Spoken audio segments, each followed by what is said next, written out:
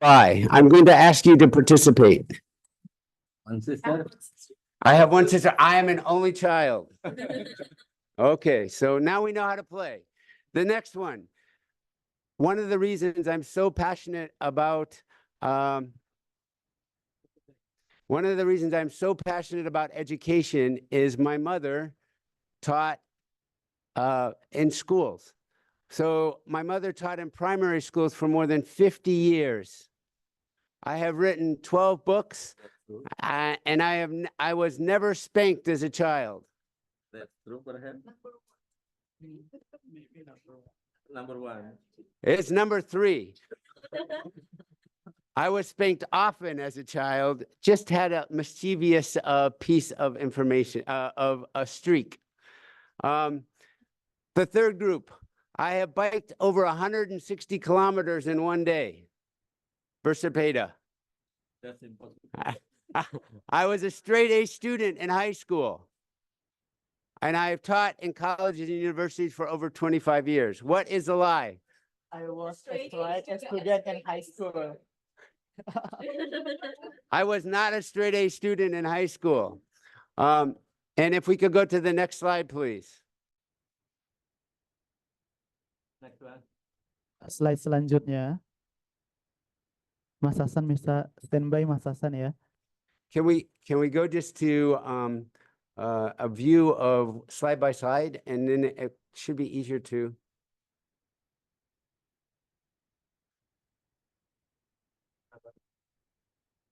Mas Hasan, mungkin ada di bawah itu panah di bawah.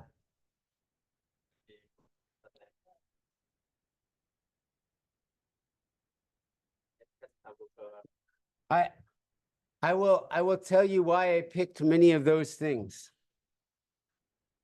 One of the reasons I picked some of those things for my 2 truths and a lie is that when I talk to college students, one of the things I want them to, there we go. Yeah, just, yes. Next slide. Yeah. Next slide. One more.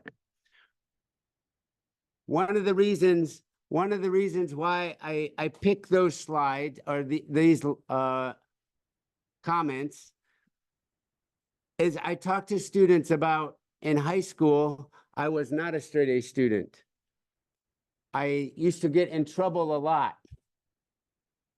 But fortunately, our lives are not, we are not what we once were. We are always in a state of becoming, right?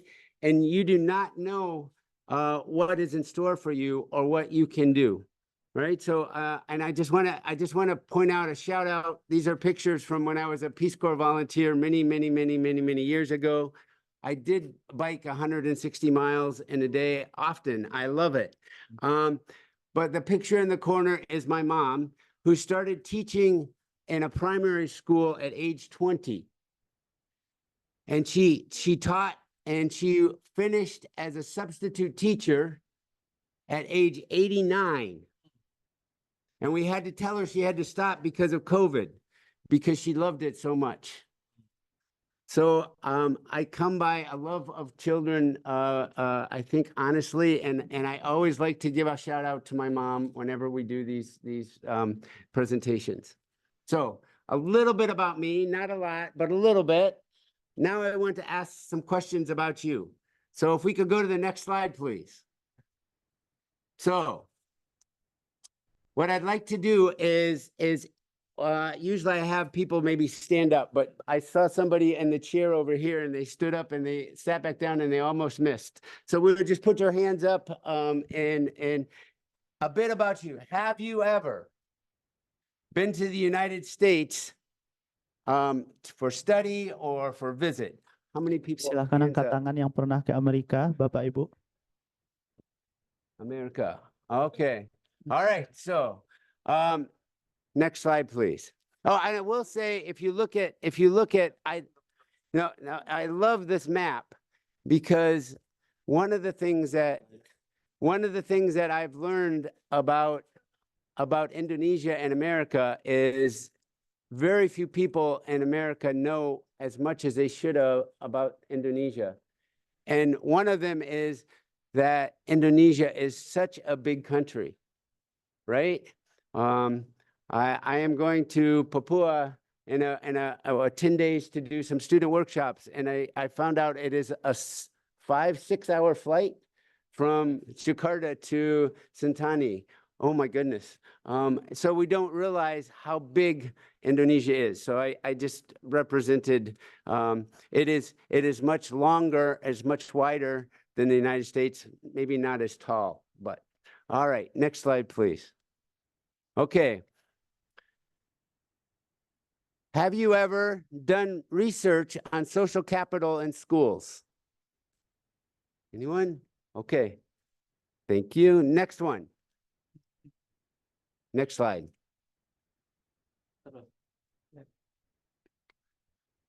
Have you ever chaperoned a weekend retreat or youth camp with a group of students?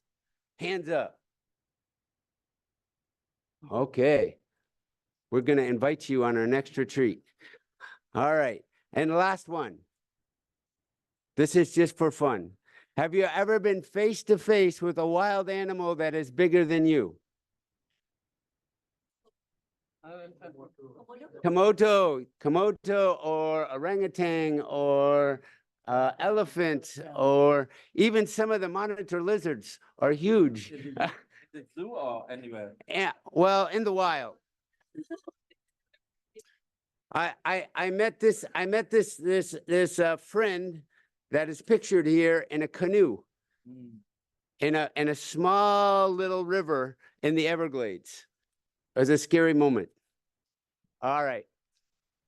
All right. Well, thank you. If we could go to the next slide, please. Again, I just wanted to take a second to connect just maybe a little bit. Research tells us that even silly icebreakers are important to help people connect. A very good friend of mine who I teach is a psychologist, and he says there is something inherently powerful about doing something silly together. So anyway, what I would like to do today is I would like to explore a conceptual framework to create a supportive environment where youth can grow academically, socially, emotionally, and spiritually. I'd like to share a little bit of a historical context of youth development from America. And then I also like to learn, I realized when I did this, as I was doing this presentation, how little I know about the, not just the Indonesian educational context, which I know a little bit about, but the after school, the out of school kind of resources that are available for students outside of the school system. So a couple disclaimers. Most of the information today I'll be sharing will be from America. So I hope that we can maybe ask some questions about how that fits between maybe Indonesia and America. I will also say that I am not doing research in Indonesia. I am doing teaching. But one of the things I'm doing is I'm going in and doing teacher workshops that uses experiential education to create more caring and inclusive classrooms. And I am a firm believer that if we want engaged citizens, we need to create engaged students. And we need to help them practice those skills early on. So how do we get input from students? How do we ask them for input? How do we get them involved in their studies in ways that are important? And so that is what I'm using, experiential activities. Sometimes people say it's just fun and games, but I use it oftentimes as a metaphor for helping people think a little bit about how they want to be or the groups that they want to be a part of.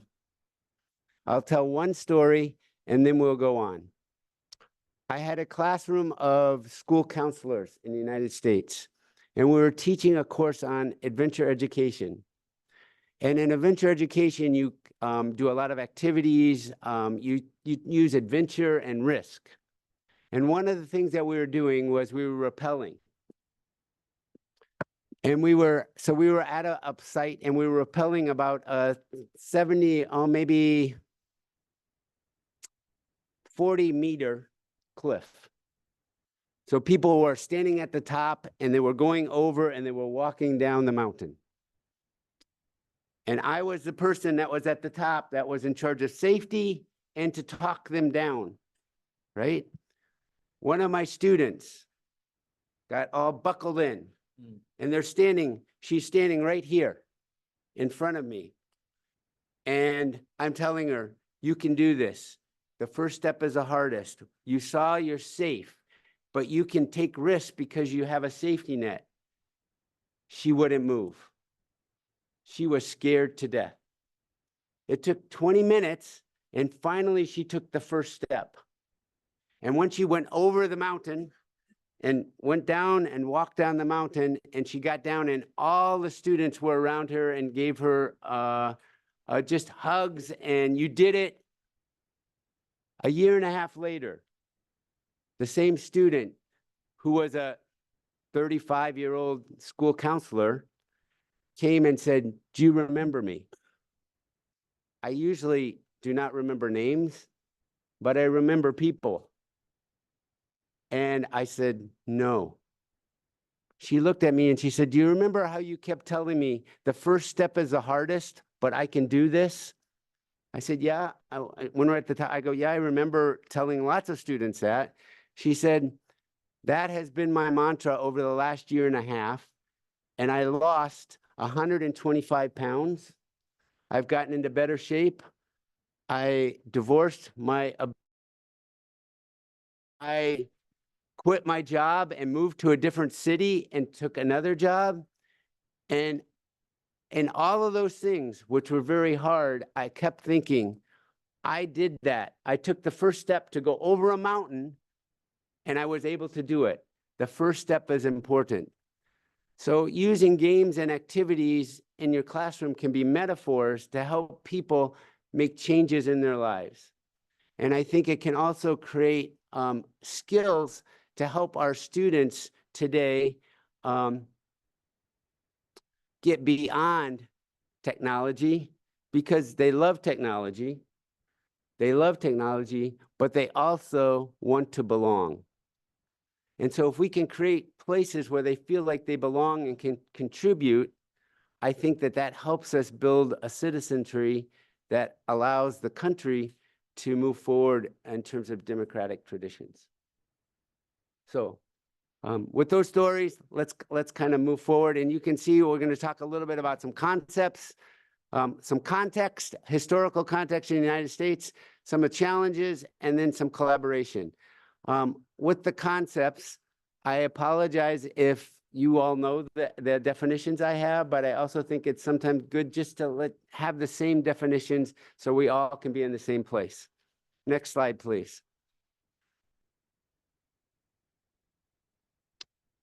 So this slide presents a model that I hope we will think a little bit about as you do research and as you think about creating an environment for young people to thrive. And we often think about, when we think about that, we think about education and schools, right? And schools are very important. But there are other pieces that are also very important, right? So if we think about schools being able to create caring classrooms, offer curriculum that teaches how to celebrate diversity, character development, connections, engagement. And when I say the 3 H's, I think of the head, the heart, and the hands.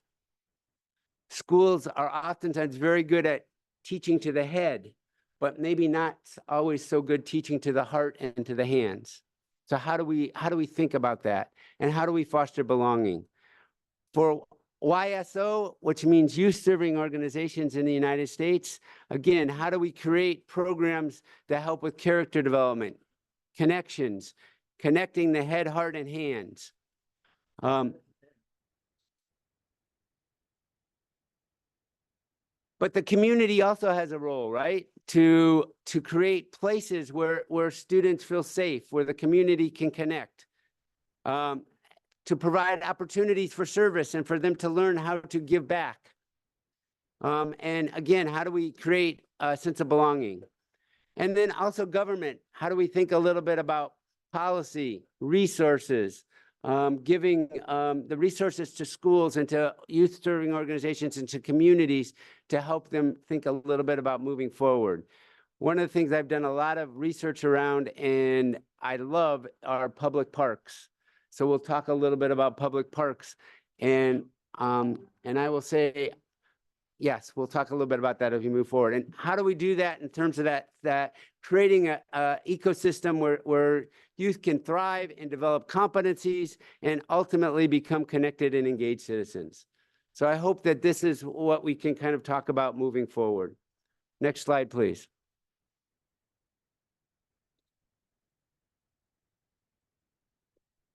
So these are the concepts I'd just like to briefly tell you some definitions from, right? So leisure, recreation, and play, youth development, belonging, engagement, and citizenship. Third places. How many people here, when I say the word third places, understand what I mean? Third places was a concept by and sociologists in the United States that talk a little bit about there are three places that impact us: home, work, or school. But he says that the third place is perhaps the most important because it's places where the community can gather and rub shoulders with people that we're different with, in activities that we maybe enjoy, and learn about other people. So third places are, and we'll talk a little bit about third places here. I will just say Indonesia has some amazing third places, like coffee shops. Coffee shops would be considered a third place. I would say, though, that one of the areas I would love to see Indonesia have more third places is public parks and public spaces, right? Because a coffee shop, you still need to pay to be there, right? But so we'll talk a little bit about that. And then social capital, which I think many of you know already, but we'll look at that. So next slide, please. So in the United States, we talk a lot about, or in my discipline, we talk a lot about what's the difference between leisure, play, and recreation. For most people, there's not a lot of difference, right? But I want to just give you a couple of thoughts. Recreation is usually activities you choose because you enjoy them and they fulfill a purpose. Fun, fitness, socialization, whatever it is, it's activities freely chosen that you enjoy. Play are behaviors that bring joy, wonder, and meaning. All right, so, and we often think of play is only for kids. I just got to spend the last 24 hours with my 18-month-old grandchild, and he loves to play in the pool and whatever you think about.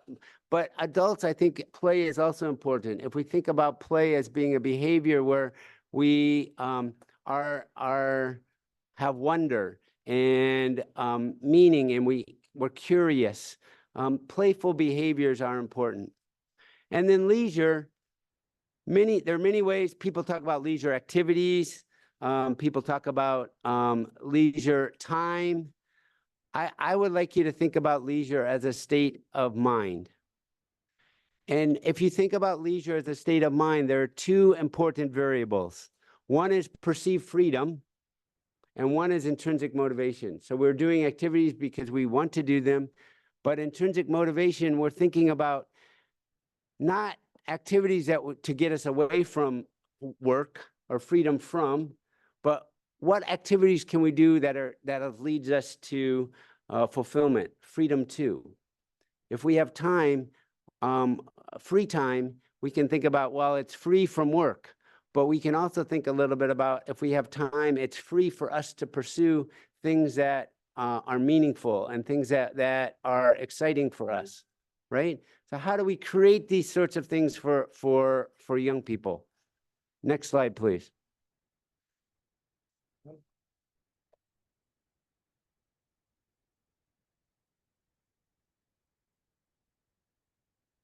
There we go.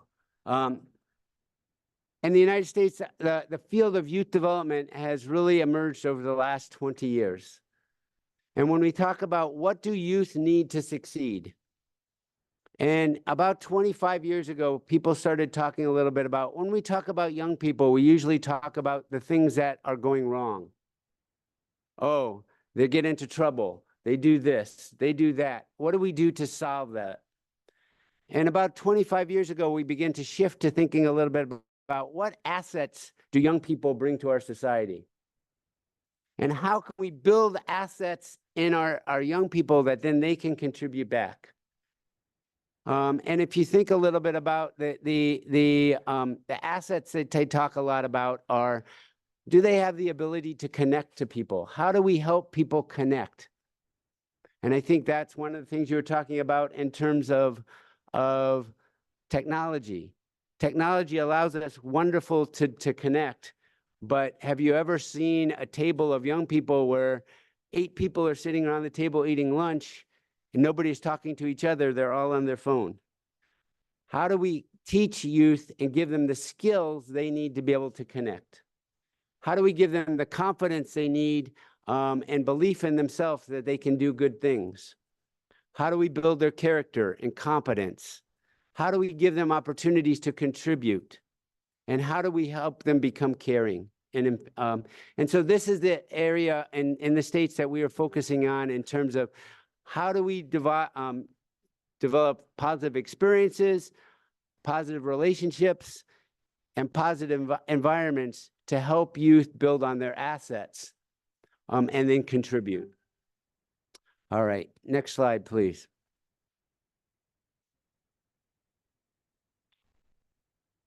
So this whole idea of contributing, it also leads to this concept of belonging. And the concept of belonging is a newer concept in the United States that we are starting to talk a little bit about. How do we help people belong?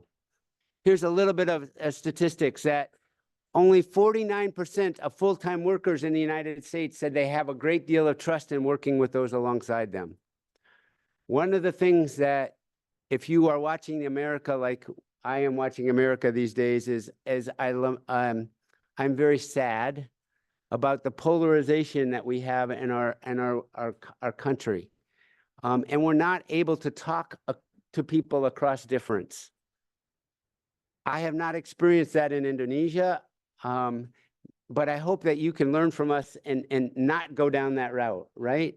And that sense of trust also can be seen in schools. A recent study that emphasized the quality of school and classroom relationships are critical to the effectiveness to support learning and achievement. This just goes back to my connection before content, right?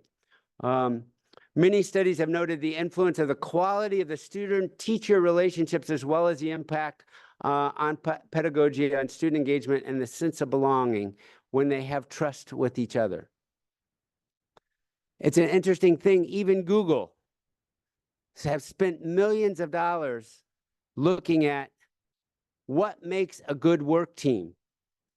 They spent 3 years looking at this, and they looked at what is the key ingredient to high-performing work teams. And they, at first, were baffled. They couldn't figure it out. But as they got into it more, they found that the idea of psychological safety is very important. And what is psychological safety? Means interpersonal trust and a sense of safety that develops largely through social and personal connections. So getting to know someone on a work team or in a class is not the extra fluff. It's a foundational, important building block upon which learning can take place. Research tells us that nothing promotes human flourishing more than having a sense that you belong to a group or a place. As humans, we are biologically, cognitively, physically, and spiritually wired to love, to be loved, and to belong. So again, I think that students sometimes go to technology because they feel like that's a place they belong, but it's a place that you belong anonymously, not a place where you belong face to face. So maybe go to the next slide, please.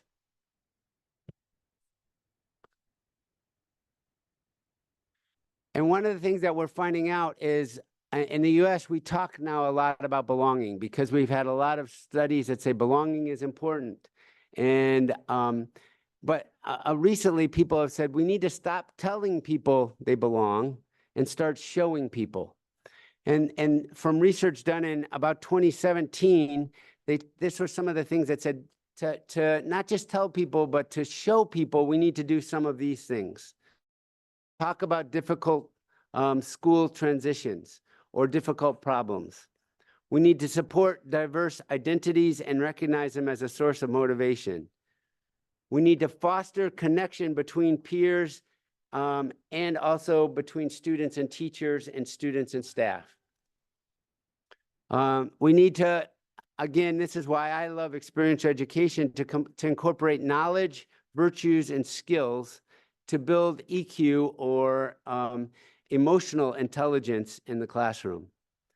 In the United States, we talk a little bit about my phone, which I put away so it wouldn't make any noise, has more information than I will ever need, right? Or I can get the information I need. So how do we teach students to access information they need, but how do we get to help them use it effectively and to connect with each other? Those are, I think, the important skills that we need to be thinking about for our schools in terms of how do we do that?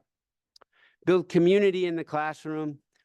And this was interesting that they wrote, they said, remember, school is about learning and growth, not just about identifying who's smart. And for some people, when I was in grade school and high school, I was not the best student. I got in trouble a lot, but that did not mean I did not have potential, right? And so I think we also need to help us remember that learning and growth is important, but it can happen at many different levels. The C student that goes to a B student is just as important as the B student who goes to an A student, or just as important as the A student who always is an A student, right? So how do we do that? All right. And I think that leads a little bit to this whole idea of engagement, right? So if we could go to the next slide, please. The other piece that I will say that is going on in American schools right now is in the United States, we have a boredom problem in schools. A 2013 Gallup poll of over 500,000 students in grade 5 through 12 found that nearly 8 in 10 elementary students were engaged with school, that is attentive, inquisitive, curious, and optimistic about learning. By high school, the number had dropped to 4 in 10. A follow-up study in 2015 found that less than a third of 11th graders were engaged. And when you ask teens what words best describe how they feel about school, bored, tired. So how do we address this whole idea of engagement, engagement or boredom problem? Next slide, please. They went in and they looked in schools and they said, what are some of the best practices that are getting students to be engaged? This is just some of the impacts of boredom. Students, you can see some of these, but we'll go to the next slide just in the sake of time. Next slide, please. They said the opposite of boredom is not entertainment. And I think oftentimes as parents, when our child is born, we give them the phone because we want to entertain them, right? But the opposite of boredom is not entertainment, it's engagement. So this is a couple things that they talked a little bit about. There is value in teaching students to persevere when they're bored. If you want to be a great basketball player, you have to shoot free throws, lots of them, boring, but it's important. But we need to do a better job of preparing and stimulating students to teach them the essential skills of exerting themselves. One of the things that they found in their research, they said, we must help students see the meaning and purpose that makes boredom endurable. We must show them the relevance of what they're learning? How do we teach them relevance of what they're learning and connect what they're learning to their future, to their current situation? How do we help students see the relevance in their studies? How do we engage them? Search for Making Learning resonated with students, led them to studying extracurricular activities in schools in America. Extracurricular activities, I don't know the number of extracurricular activities here, but in America, extracurricular activities would be things like sports, drama clubs, all of those things. And what they found was, if we could go to the next slide, please.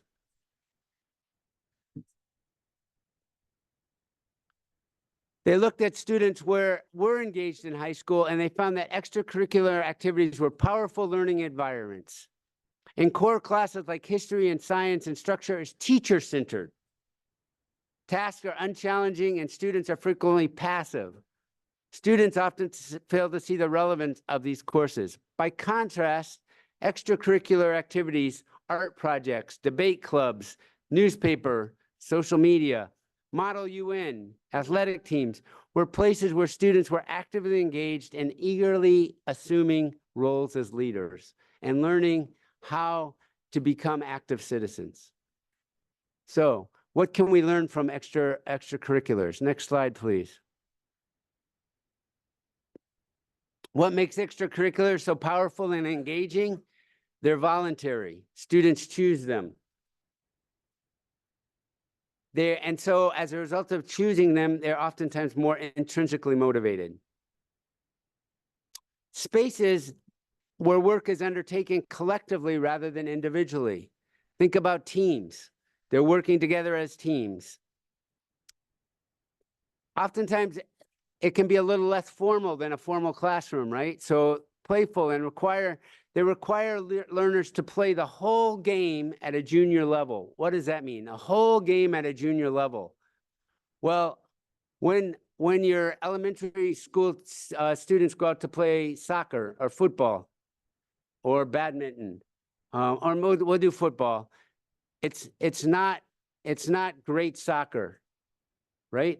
The soccer is probably very low level, but they still have to play the whole game just like they were a professional soccer player. About a month ago, I went to an intramural basketball game on our campus, and the International Teachers College basketball team was very, very, very, very bad. Tidak bagus. But they were playing, and they lost all their games except one. And that game, at the end, went into overtime, and people were watching the game. You would think it was the NBA Finals. People were so into it. Everyone was so excited. They were playing the game. They were playing the whole game at a junior level. Extracurriculars are often a part of a tradition of apprenticeship learning and provide ample opportunities for practice and feedback in an informal setting. So again, I think this talks a little bit to the importance of providing a strong rationale for youth-serving organizations in the youth development process. So, again, that youth-serving organizations piece of the ecosystem. If we could go on, please. How are we doing on time? Timekeeper. Okay. How much? Just like 30 minutes. Okay. And I want you to think a little bit about this in terms of helping our teachers understand this too, is I think that our classrooms create spaces that bring the world down to a scale that youth can understand. We were talking a little bit about what are some of the three main issues of our world today: climate change, digital tech, the population explosion. Those can seem so immense to students, and how can I have a role in addressing them? But in the classroom, I understand how my behavior affects your behavior. It begins to a role to scale that we understand. If we do that, then it becomes a scale by which we can begin to teach citizenship skills that allow us to hopefully develop engaged citizens. And what is citizenship? Citizenship is our capacity to create for ourselves what we have sought from our leaders. We need to embrace students and tell them you do have agency. You can make things different in your world, right? And how do we do that? So I think that if we think a little bit about that ecosystem, is one of the important things is how do we create ways for them to learn skills now to engage so that they can use those later in life as citizens in their communities. Next slide, please. And as I said, one of the things that I've been trying to do is use experiential education in that role, and thinking a little bit about how can we use getting them more involved and get input from them. How can we help students create their own expectations, create their own community norms with the help of the teacher, of course, but how can we involve them in that process and get them to buy into the kind of classroom we want to be? And so I have, if we had time and space, I would get you up and moving and laughing, but we would talk about activities. At the end, we'd say, what do these activities teach us about the kind of classroom we want to be? What do these activities teach us about what you are willing to commit to do in your classroom? So if you're interested in that, please let me know, and I can send you all kinds of material. But all right, next slide, please. We'll keep going. One more slide. And then we talked a little bit about some of these concepts. Third places, the living rooms of society, home, work, and social gathering places. And then social capital refers to the connections among individuals, social networks, and norms of reciprocity and trustworthiness that arise from them that enable participants to act together more effectively to pursue shared perspectives or objectives. Next slide, please. So when we think a little bit about this for Indonesia, how do you do that? And you are already doing many things well, but I thought that I would just share with you a little bit historical perspective, and we'll go through this quickly. But this is a passion of mine, because I think that we can learn from the past, and you can learn from another cultural's mistakes and successes, right? So we'll just go through this pretty quickly, but and then we'll get to hopefully some things that will generate some discussion points for you. So if we go back in time, next slide, please. If we go back in time to the 1800s, one of the most famous authors who wrote about America was actually a Frenchman, and he wrote Democracy in America. And he wrote that he talked about the uniqueness of America as being a decentralized administration, localized self-government, civic associations, a free press, and the adherence to religion and family. I look at that list and I think about the limited sedikit, the little bit I know about Indonesia. You have many of those things in place now too. And he talks about that was the greatness of America. But what began to happen later in the 1800s is that many of those things began to dissolve a little bit. So if we go to the next slide, please. By the late 1800s, much of the Tocqueville had seen related to democracy was struggling as American industrialized and social norms, as immigration and urbanization took place at a rapid pace. And we often refer to this time period in the United States as the Gilded Age. And there was a huge disparity in income. There was very, very, very, very wealthy and very, very, very poor. And much of the connection that connected America was lost. And how many people here have heard of the work of Robert Putnam? Robert Putnam wrote about social capital, and he talked a little bit about this is the point in history when Americans decided we need to do something about this. And many of our youth-serving organizations and social reform movement appeared at this time. Next slide, please. So the social reform movement of 1880 to 1920 was immensely successful in rebuilding some of the social capital that de Tocqueville talked about that had been lost. And they were concerned with the plight of children, the condition of urban life, and building social institutions to address social issues. They truly believed that they could reshape the American landscape.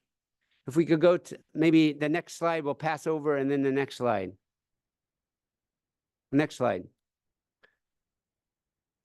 So some of those organizations were youth-serving organizations. And if you look at from this slide, which talks about from 1851 to 1924, all the national youth organizations that were established.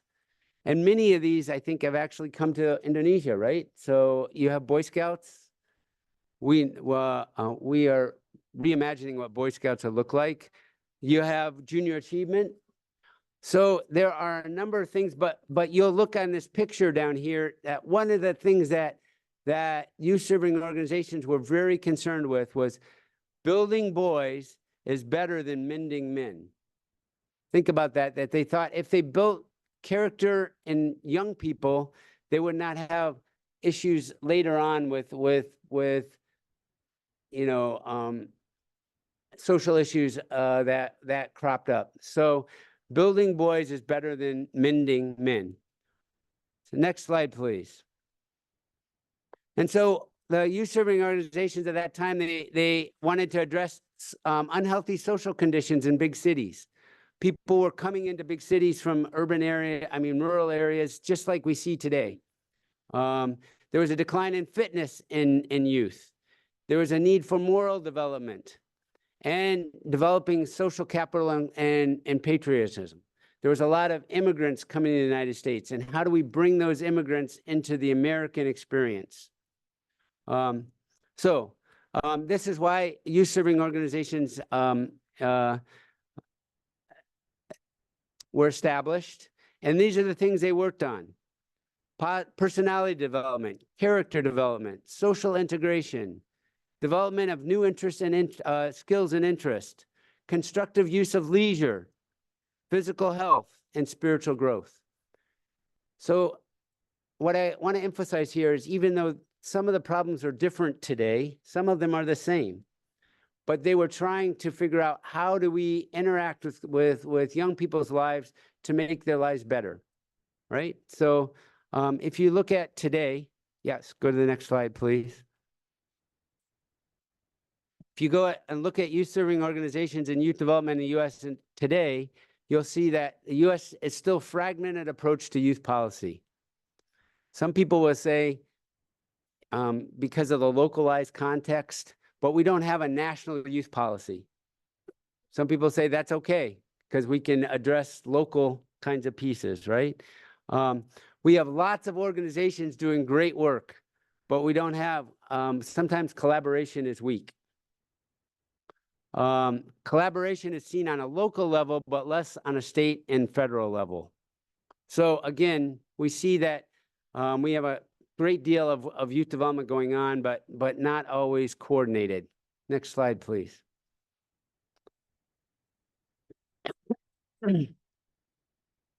And what is the state of youth? You can talk a little bit about how does this, I'd love to hear maybe in the question and answer period if we talked a little bit about how this relates to what Indonesian youth are facing. State of the youth in the U.S., and this is a national survey that is done, the need to build soft skills.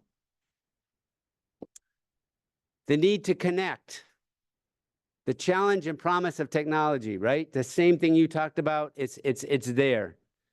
You can see that in the corner, let's see. A majority of youth rate their ability to cope with challenges as medium to very low. So they're not very resilient. But they want to make a difference in the world. You see, 81% of the youth surveyed believe that they can make a difference in their community. Resiliency is a concern. 7 out of 10 youth say that when something goes wrong in their life, they can't stop worrying about it and rebounding, right? COVID, I think we're still seeing the impact of COVID on some of that. But issues are important to them. What are the top issues important to teens in the United States? Racial justice, Black Lives Matter, those sorts of things that are going on in the United States. Women's rights. And in the United States, you've maybe seen LGBTQ issues are a huge issue in the United States in terms of how we respond. So next slide, please. So youth serving organizations are one piece of the pie. The other one was local and federal government who decided to create public parks and playgrounds. And I just want to say here that if you look at around the world, great cities have great parks. And there's so much I love about Jakarta, but I would love us to be able to figure out a way to have more open public space, right?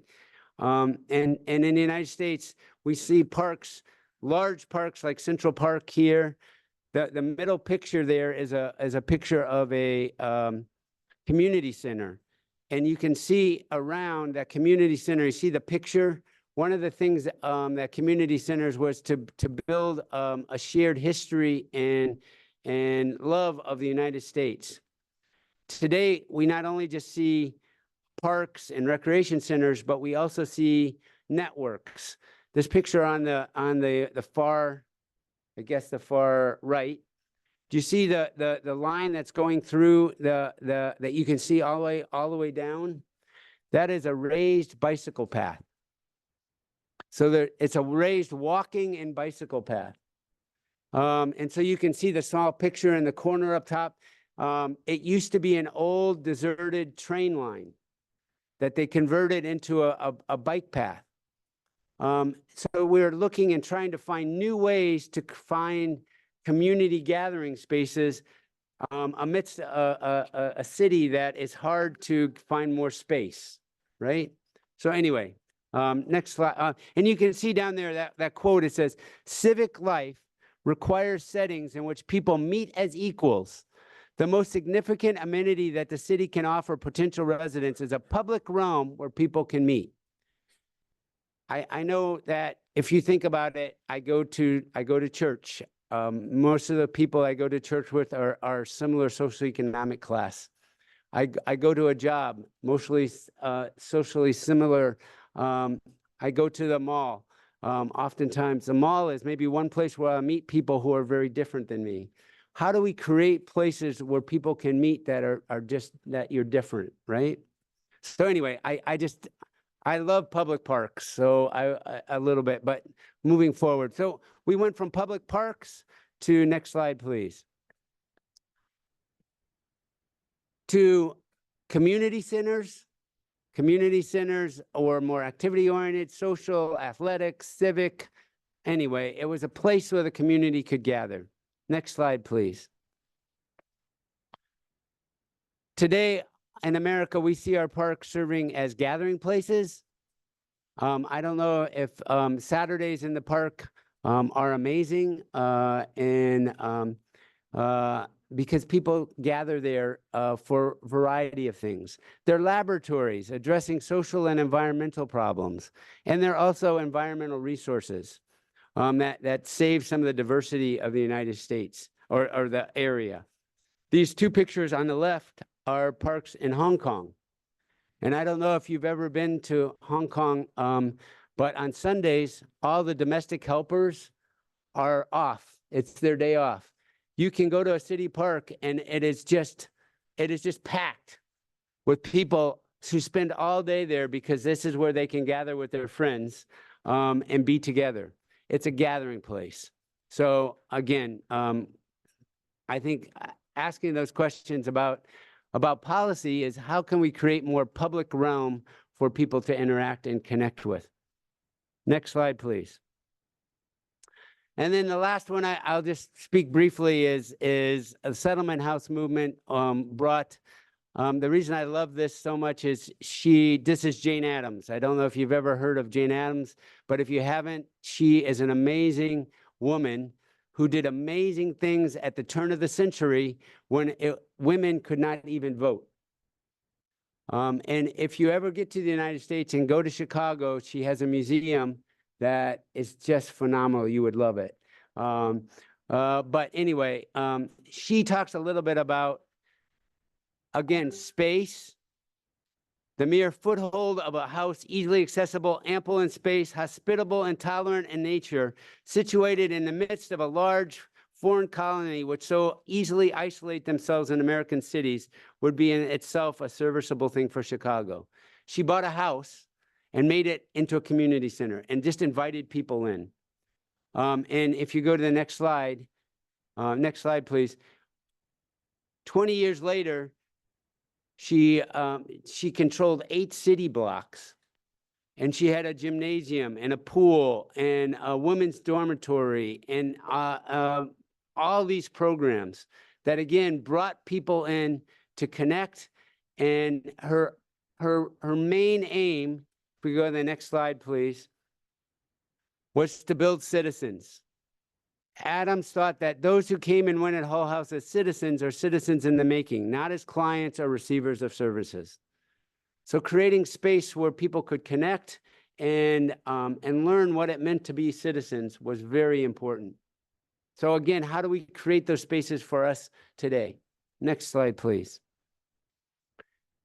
One example they might think a little bit about, and I don't know if you do this in in Indonesia, but there's also been a community school movement in the United States that came out of Jane Addams' Hull House and the Settlement House movement, where the city would say that the school is open during the day for school, and at night it becomes a community center with classes and opportunities for people to come in and socialize or use the facilities. It became a center part of the society.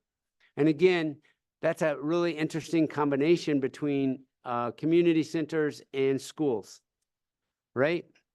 All right, next slide, please.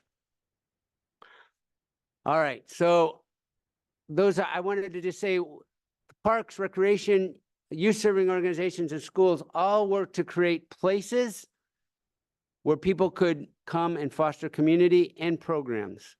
And places, just a couple of slides on third places. So if we could go to the next slide, please. Think about the living room, that third places are the living rooms of society.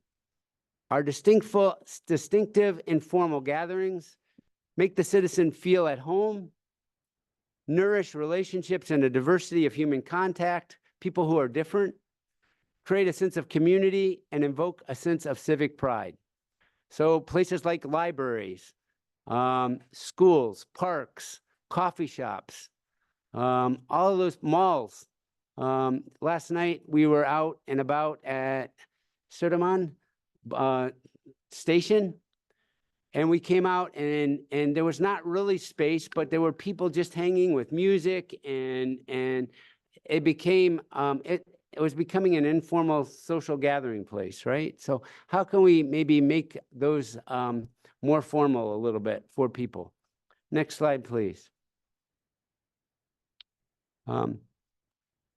Again, these are just some community gathering places. Churches are huge third places. Mosques are huge third places. I think they are very, very important to society, and I love this concept, and it's something that I can give you some resources on, but I think it would be fascinating to look at in the Indonesian context. All right, next slide, please. And then, but what they found was places were not enough. They also needed programs and people to promote social capital. So we think a little bit about social capital. We talked a little bit about networks and the norms of connectedness that enable participants to act together. But one of the things that research in the States had become more specific about is that there are different types of social capital. So if we could go to the next slide, please.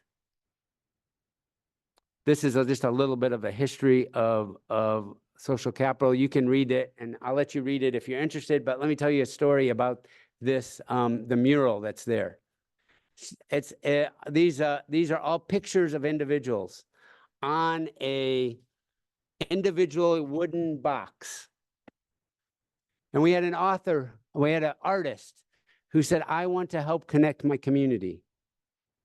And he said, you know, one of the things that I want to show people is as whether they're the rich or whether they're poor, it takes a long time to paint a portrait of someone on a block. He said, but that's what I want to do. He spent 3 years getting pictures from people in the community and painting their pictures and getting their stories. And now he has an art display that is about 30 feet wide and about 12 feet high that he can stack with pictures of people from that community. And that was his way to demonstrate what a community can look like, or what community can look like. And you'll see the one in the middle that doesn't look like a picture, that's a mirror. So you can actually see yourself in the mosaic of the community. Really, really cool art project, right? And he involved young people in helping him interview and prepare. He did the pictures, he painted, but otherwise he involved them in so many ways. Really cool thing. Next slide, please. But there are different types of social capital. And what we find is that oftentimes we find very thick social capital among family, close friends, people who share our culture, our ethnicity, or our religious beliefs. He said, but the more important social capital is bridging. People that are different, distant friends, colleagues, associates, people that we may not share as much in common with, but that it's important for us to make connections with. And so he said, bridging social capital is very, very important. And how do we do that? Is we create places and programs that make that happen. Another area of research in the United States that I find fascinating is what we call social contact theory. If you could go to the next slide, please. Social contact theory is, as it relates to social capital, is it says that if we connect with people that are different, we can learn to have a greater capacity for empathizing with and caring about the perspectives, experiences, and welfare of others. And a meta-analysis of intergroup contact research that they looked at more than 500 studies conducted between 1940 and 2000, and the data came from over 250,000 participants in 38 countries. And they said greater contact between groups means less intergroup prejudice and bias. That's important if we think a little bit about the need for us to connect with people who are different than us. And this is one of the things that I'm so sad about in the United States is with all our polarization, we are not connecting with people face to face that are different than us. We're connecting people who on social media where we can be anonymous and not have to sit and talk and realize it's a real person across from me who has many of the, has some of the same needs and same struggles as I do, what we may look at an issue differently. So this is very interesting in terms of how do we create programs that bring together different groups in our schools, in our youth serving organizations, in our community. Next slide, please.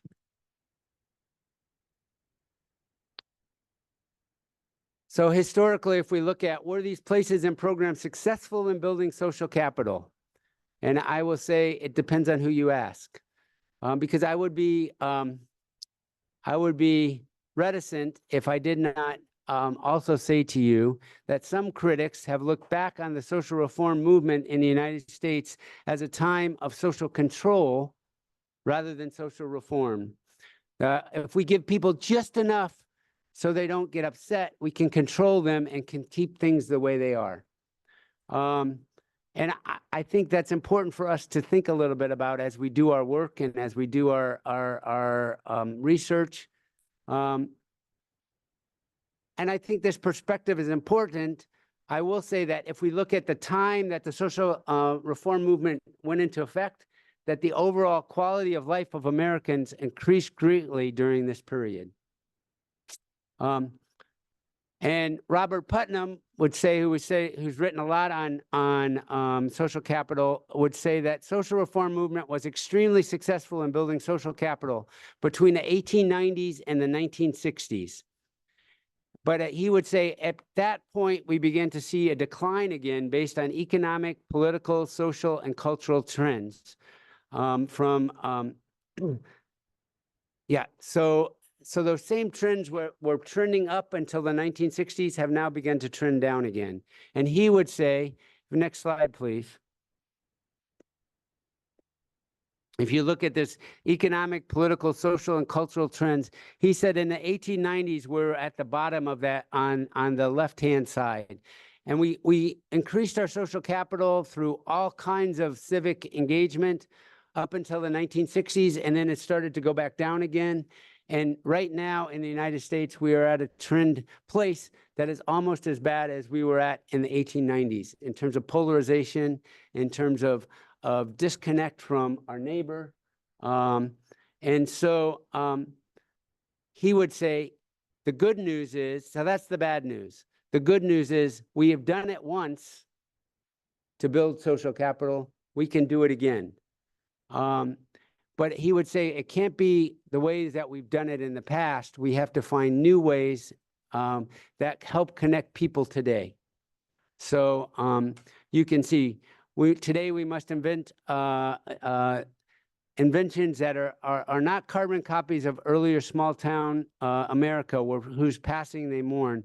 We need to be ready to experiment, to err, to make mistakes, and then correct our aim. It is the price of success in social reform. Next slide, please. So if you're interested in that, I think he has an amazing commentary. His new book, The Upswing, is a fascinating analysis of social capital in America. And he would say that when we rebuilt it, there was no one program, no one party, but collectively working together in millions of small ways, we were able to rebuild social capital.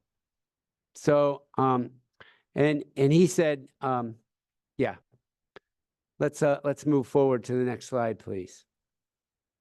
So, what can we learn and apply from the history of youth development in the United States to Indonesia? These are some of the things I see. I would love to have our conversation maybe focus on some of these things. Both the US and Indonesia are large, diverse democracies. Being inclusive is important. I think one of the things that I think that is so amazing about America and also about Indonesia is our diversity. And you have embraced that diversity by saying, you know, unity within diversity. And I think one of the things that we're seeing in the United States right now is we're letting some of that diversity rip us apart. So, so there's some similarities, but hopefully some things that we can learn there too. Coordination is a key challenge. Local, regional, and national politics. How do we coordinate between school and out-of-school programs? How do we nurture and obtain youth input and make them understand the relevance of what they're learning? Lessons. I think we already acknowledge the importance of schools, but I think sometimes we forget about non-government organizations or youth-serving organizations and the private sector and the role that they need to play in helping us build up engaged youth that become engaged citizens. The importance of social entrepreneurship. Social entrepreneurship is entrepreneurs who don't create to enrich themselves, they create to enrich communities. And so how can we be innovative and creative and try new things and new projects and new pilot programs to address some of these issues? That would be a social entrepreneur, right? So how do we build up social entrepreneurs? The importance of public gathering spaces. If you haven't seen it, I love public gathering spaces, and I would love to figure out how you could create more open space for Indonesians. The importance of programs and people, teachers, youth workers, people in the community that just want to volunteer and mentor youth. They're very important. And then the importance of social capital, building social capital, engagement, and resiliency if we want to create engaged citizens. Next slide, please. But the United States can also learn a lot from Indonesia, right? And I love some of the things that I've come across as I've studied and worked here. I love your unity within diversity. I love Pancasila. I think that is an amazing document. It's interesting though. I just put one. I was in a room of principals recently, and I asked them, "How do you teach Pancasila?" And they said, "Well, we have lessons on this, and we have lessons on that, and we do this, and it was all very good stuff."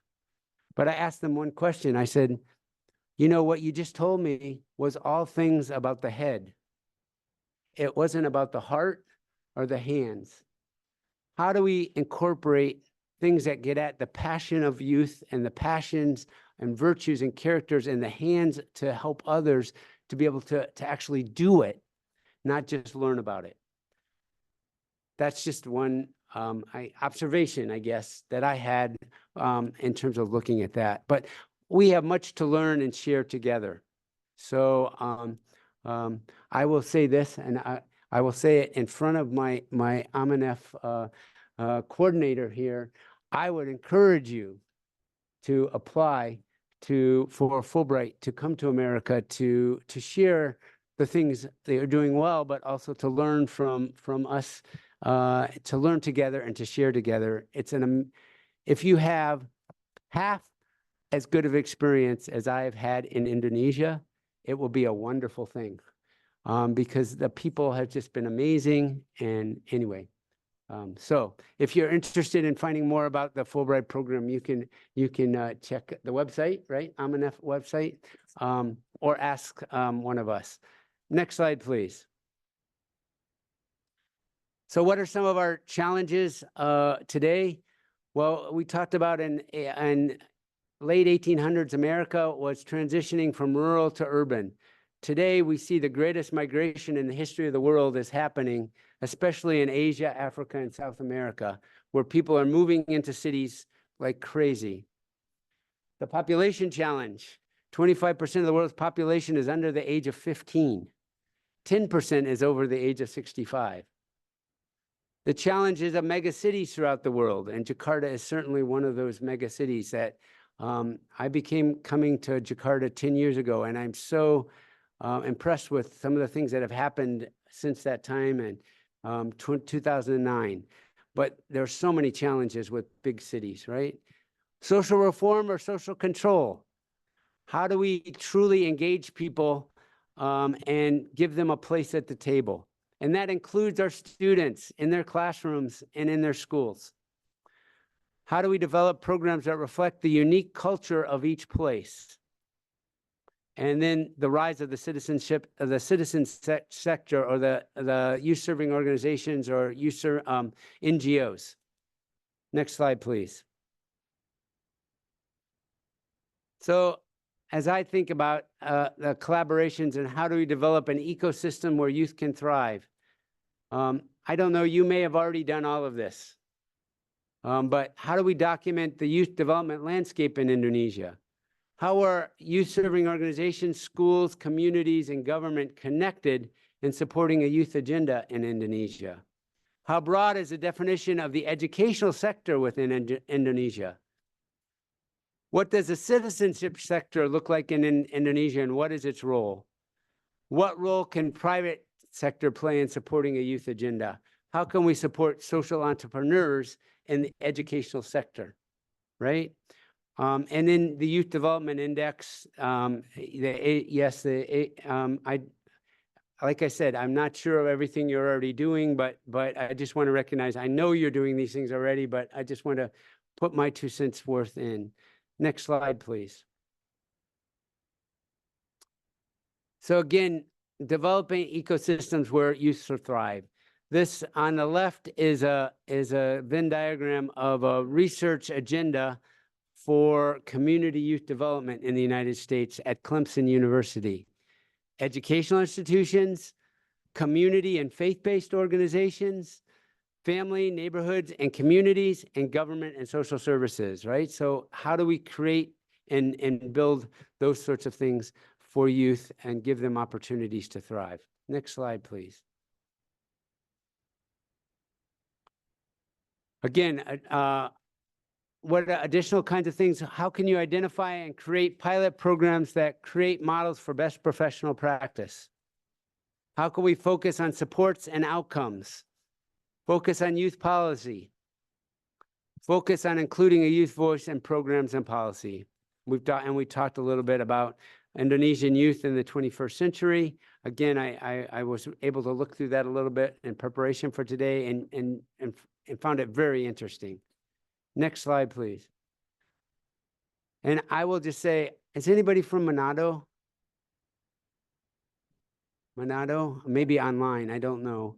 But I just was recently in Manado, and I was walking along the water, and I came across the youth center, Manado Youth Center, and a food court. And I just looked at it, and I go, this is amazing, because you turn around and look the other way, this is the view that you have.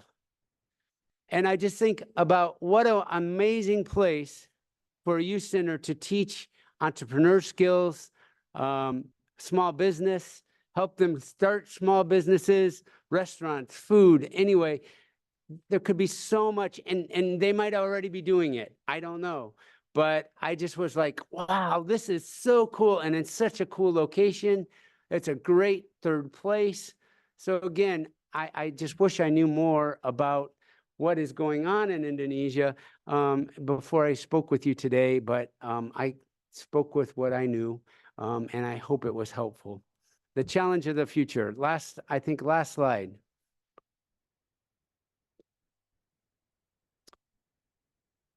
I just want to leave you with this thought. The field of youth development is experimental. It should be experimental and will not survive unless it continues to be experimental. It is not written in stone what a playground would look like or whether there should be playgrounds, nor can we say what a park should look like, how and to whom skills should be taught or who should teach them. Youth development professionals have often developed the mistaken idea with professionalism that providing youth services is a matter of technology. Again, the technology piece, when in reality, it's a process of cultural discovery and connection. Said another way, it's a process rather than a product. And when we see our jobs is to connect youth and to give them the skills to interact with others and to work together towards shared objectives, we will always have plenty to do. It may change what we do, but we will always have plenty to do. And then I just would say thank you. If we go to the last slide, and there's my email. If you have questions or other things, I would love to connect with. This is a picture of about 40 minutes from my house on Lake Michigan, which has a lot of public, and I just love to go there. Beautiful sunsets. I wish I could say this was my house, but it's not. But it's a beautiful place of my world. So thank you. I hope it was interesting. I recognize it may be a little different than you usually hear. I could have spoken on some of my research, but I thought that research has been conducted a long time ago. And so I wanted to just kind of connect with an overview of things I've seen over my career. And again, I hope it was helpful, and I look forward to some questions. What a wonderful presentation from Dr. Donald Degraaf. Fulfill our curiosity and gain deep understanding about the topic, we will open the Q&A session. Please raise your hand. Yeah, Ms. Tika, please.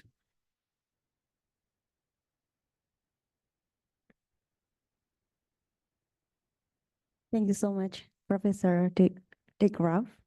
I'm Don. Tika. Don. Don is Don. fine. Don is fine. Yeah, And Donnie. yeah. Don and And Donnie. Donnie. Right, Don and Don. Don. Yeah. Thank you so much. It was a engaging materials because I also still learning. I'm still learning about social capital because my dissertation, my last research was about social capital, the Bourdieu's capital theory, and then Putnam and others. And I just want to, uh, this is not the question, but just I want to share about Indonesia because some part of your presentation, you talk about the Pancasila and some other values like gotong royong. You wrote there on your presentation slides. And the first thing that I want to share is about the community services in Indonesia. So I just want to share and, tell you that about Indonesia itself, we have many community services.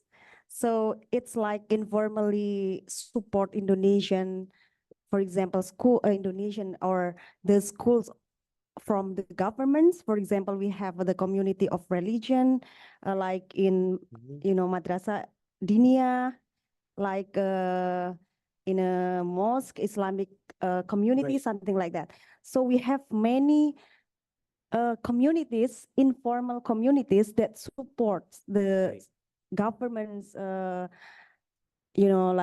education and something like that. I think that's our positive, I don't know how to say, but it's the uniqueness of Indonesia.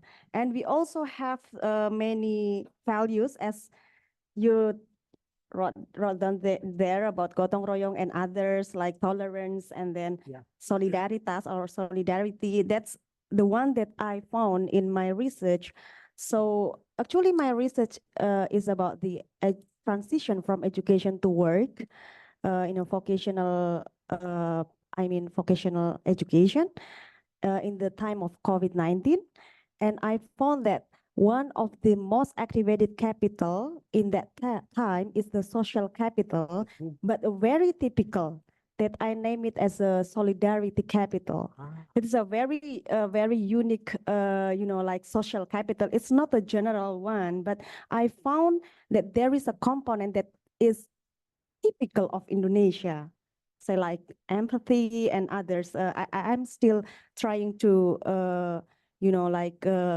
research again, study again about this solidarity capital. And I hope I can make a book someday about solidarity capital of Indonesia, because it's like a very typical and unique one from the collectivist country like Indonesia. Right. And I believe maybe, I don't know, perhaps in other country, collectivist country, maybe there is another like solidarity capital, I don't know.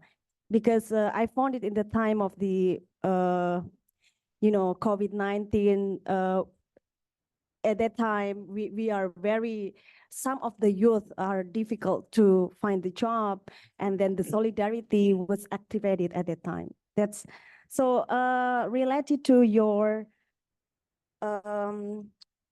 speaking about head, hearts, and hands. I think this is one of the example how to implement or how to make the head of Pancasila or gotong royong into heart and hands in the practice, like like helping others to get a job at that time in the COVID-19 era. That's one of the example, I think, in Indonesia context. And the last one is about the, like we have a very it's, I don't know, but it's like a natural happen in the villages, like community groups, like ibu-ibu arisan or something, like only gathering with the neighbors. And it's very good for Indonesian as a resources of social capital. Mhm. Yeah, because we can help each other in the, even in the COVID-19, my mother and my dad got COVID at the time, and I was in Japan, and my brother is not here also in Indonesia, and my neighbor helped them to recover, to survive from COVID-19. It's very unique and very, I think it's a very good social capital or model or resources from Indonesia. I just want to share that. Yes. Thank you no, so much. Thank you. And I will look forward to reading your book on solidarity capital, all right, in the future. I I think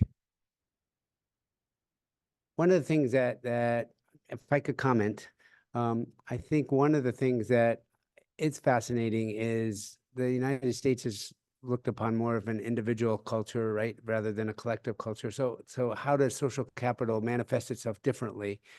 But I also will say to you that I think one of the things that I hope my talk this morning would say is to do not take for granted the things that you do well now. Because one of the things that I think the history of social capital in America has shown that we were very good and we actually did develop social capital, but we lost it, right? And how did we lose it? And what does that mean? And what lessons can we learn in terms of not losing what you have that is very, very unique? And I think that's a different way to look at things. The other thing I find fascinating about Indonesia that I've so appreciated is some of the interfaith stuff, the interfaith that we see and the connections across religions and across some of that bridging social capital, right? Because I think that that is something else that is easy to lose. And we're seeing it in the United States in my lifetime. In my lifetime, we've seen some of that social capital disintegrate.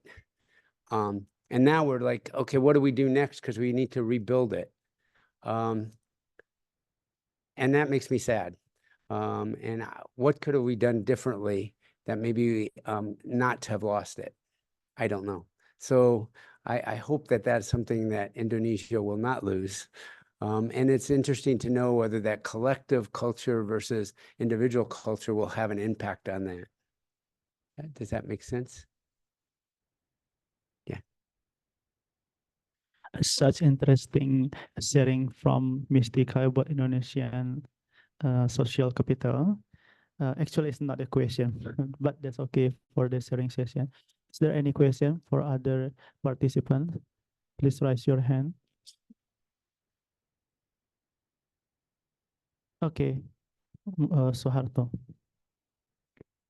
Hello, Professor Don. Thank you for wonderful presentation. Okay, I just a bit of interesting about the concept of bridging social capital because I did a research about this bridging social capital in university, and we are doing a survey around 600 participants. But my question is, what we should do to improve the bridging social capital in the university ecosystem, and what is the most important thing for the bridging social capital? Thank you so much.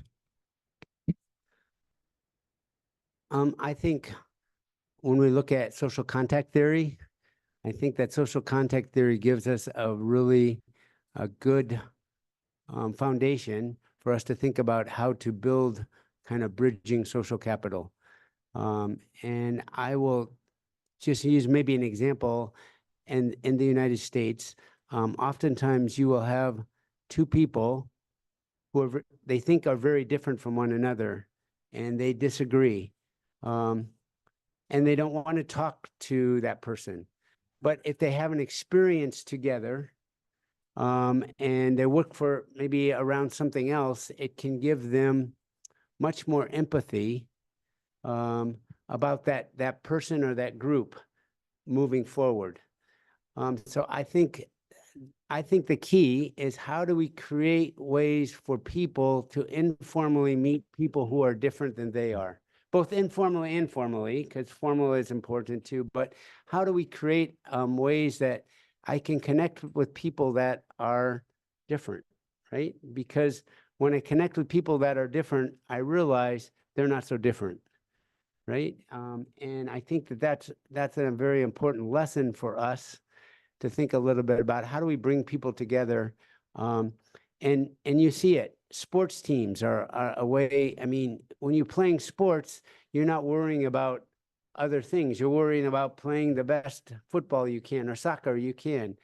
But in that process, you're getting to know someone and their life, and you may learn something about somebody that's different, and you go, wow, I didn't realize that, or I had a false perception about that, and it breaks down barriers. And I think, how do we create those opportunities for informal, like gathering places, but also formal for to bring people that are different together? I don't know if that's helpful. Okay, thank you. Okay, is there any question? Yeah, please, Professor Murtado.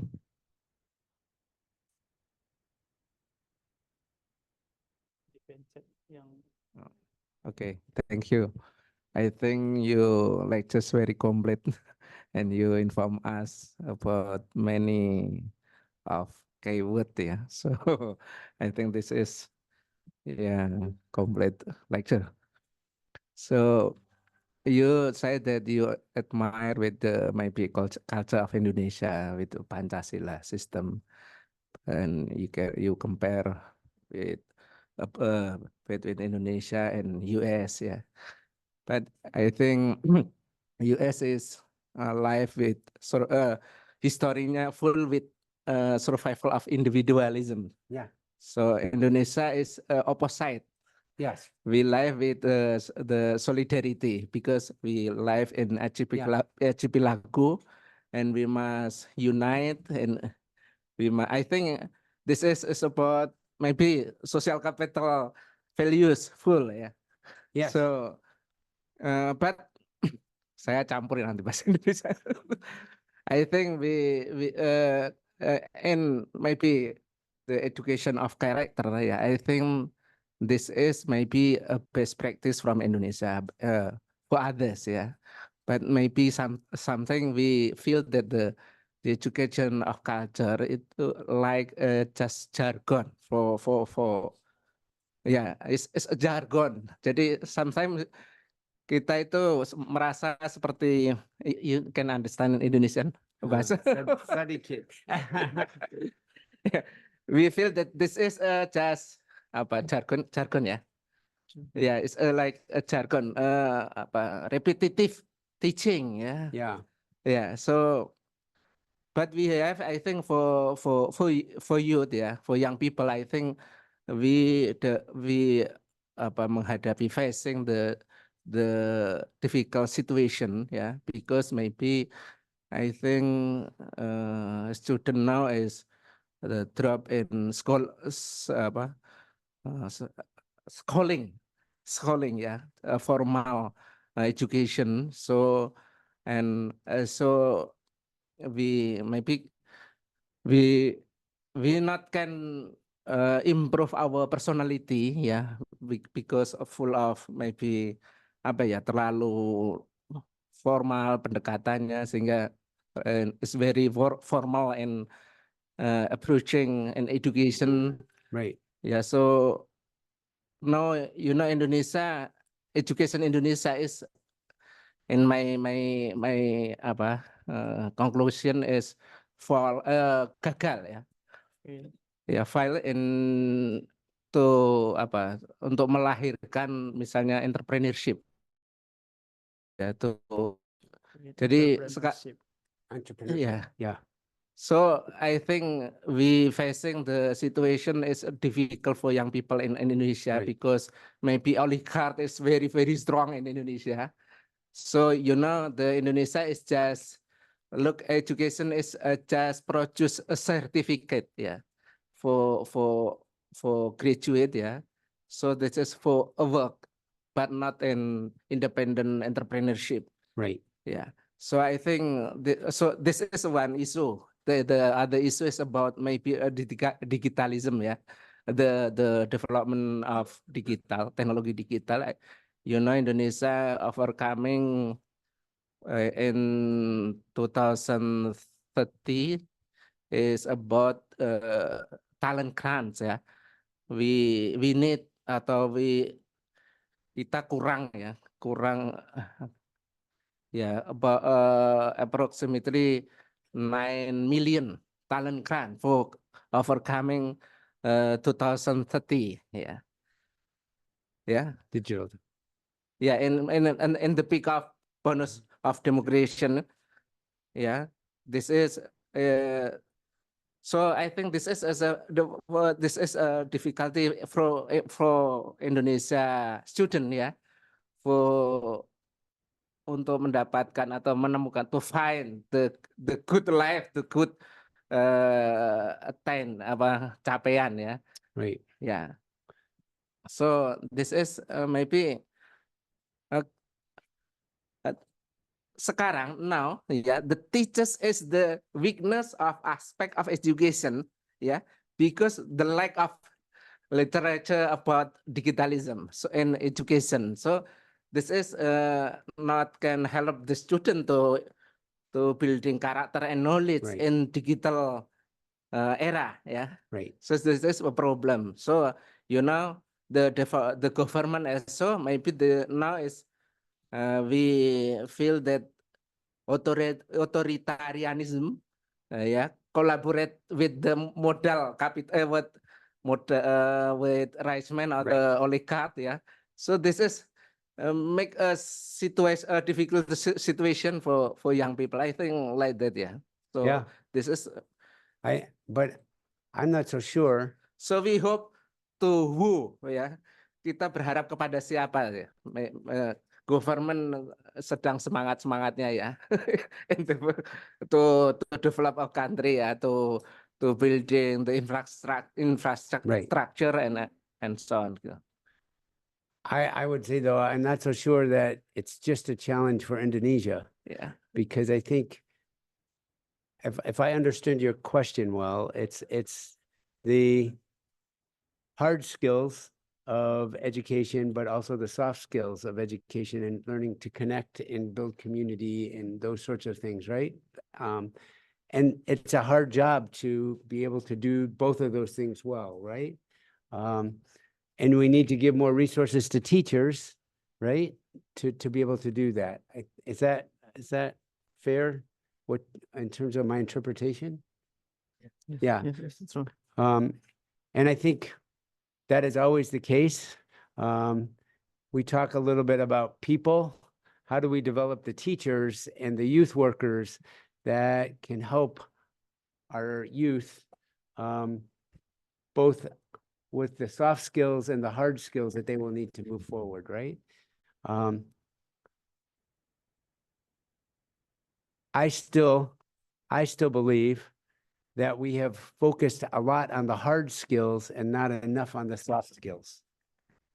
Some people may disagree with that, but I think that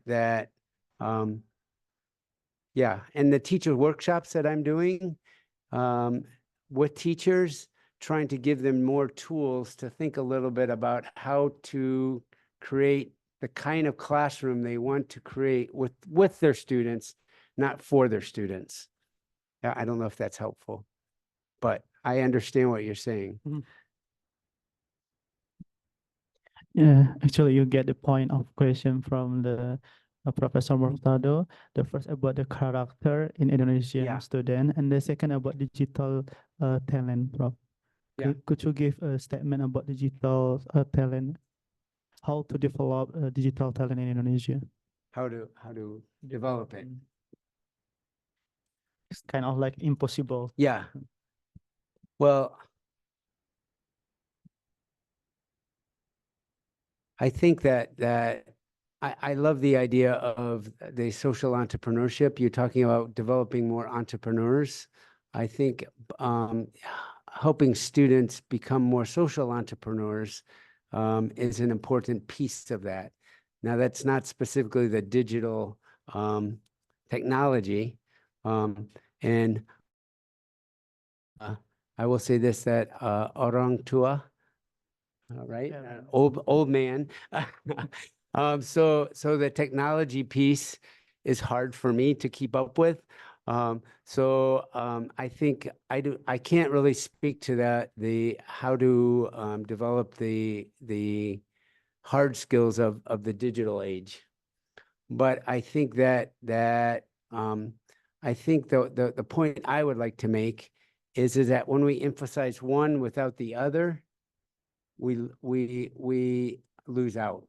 So we need to continue to work on both the digital and the technology and the knowledge, but we can't forget about the heart and the hands, because that's the kind of person we want people to be.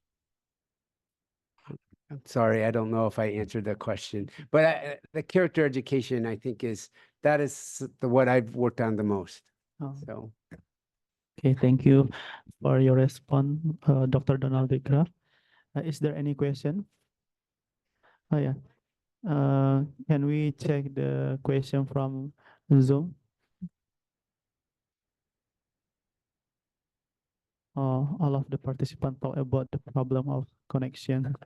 Yeah. Yeah. Nothing. Okay, is there any question from okay, please, Dr. Siamu. Bismillahirrahmanirrahim. Assalamualaikum warahmatullahi wabarakatuh. Thank you very much, Mr. Don. My name is Siamu Manurung. I will make a question with you about the character education now for Indonesia. But maybe I want to by bahasa ya, easy to me and easy to all to understand about this ya. Oke. Kalau kita berbicara pendidikan di Indonesia, itu yang mengontrol itu adalah nilai budaya, nilai agama, nilai negara. Namun ketika ada ketidakadilan dalam kehidupan sosial, terjadi sebuah revolusi, terjadi sebuah disrupsi antara generasi tua dan generasi muda. Inilah sebenarnya yang terjadi di Indonesia. Ya, pertanyaannya karena saya harus menganalisis. I'm sorry, Mr. Don. I have analysis. Ya. Jadi, yes. Saya harus melihat dari situnya. Jadi, hari ini pendidikan di Indonesia ini kan laboratorium kebijakan. Lain yang berkuasa, lain pula regulasinya. Nah, ini problem pertama. Problem kedua adalah teknologi. Nah, sehingga akhirnya keluarga berinisiatif mendidik anaknya masuk ke pesantren atau ke lembaga agama. Sehingga rumah ibadah berinisiatif untuk membentuk anak muda. Gereja pun begitu juga. Sehingga akhirnya keberadaan anak-anak hari ini serba bingung. Nah, pertanyaannya, bagaimana pula Amerika seperti Bapak ini bisa menerjemahkan pengalaman-pengalaman kami di Indonesia ini? Tentang pantang ada, tentang tondi ada, itu kan sangat sulit. Itu merupakan sebuah apa? Sebuah hal yang terbangun dalam diri kita di Indonesia. Nah, saya itu nggak tahu bagaimana mengapakan ini karena iya itu yang mungkin Ibu nanti bisa mengapakan. Jadi yang jelas Indonesia itu memiliki hal-hal yang hidden menjadi sebuah kontrol nilai dalam kehidupan pendidikan itu sendiri, dan ini tidak didapatkan di dunia Eropa. Itu yang mau saya maksudkan. Jadi bagaimana cara menerjemahkan NGO itu berada di Indonesia seperti itu. Oke. So it's quite hard to translate. Before I can say, can I just say, I'm sorry, I don't speak Bahasa. So actually, Mr. Siamo give a statement about the philosophy of education in Indonesia. So there are some aspects is important like culture, religion, and nationalism. So there is a gap between young generation and the all person. It's kind of like of religion institution in Indonesia. They have kind of like hidden of education system. So how to make this kind of system to like in US implementation? It's kind of like, do you get the point? Well, I think that there's probably a gap between the older generation in America and the younger generation in America as well. And I think part of that is thinking a little bit about what is the, I guess, infrastructure. So for example, in the United States, one of the things that we might do is, do many of your senior citizens, do they volunteer in schools? Do they volunteer in youth serving organizations? Yeah. So I think what I grasp the point from questions, like, because there's a lot of about local education in Indonesia. There's like some gap generation between the younger generation and older generation.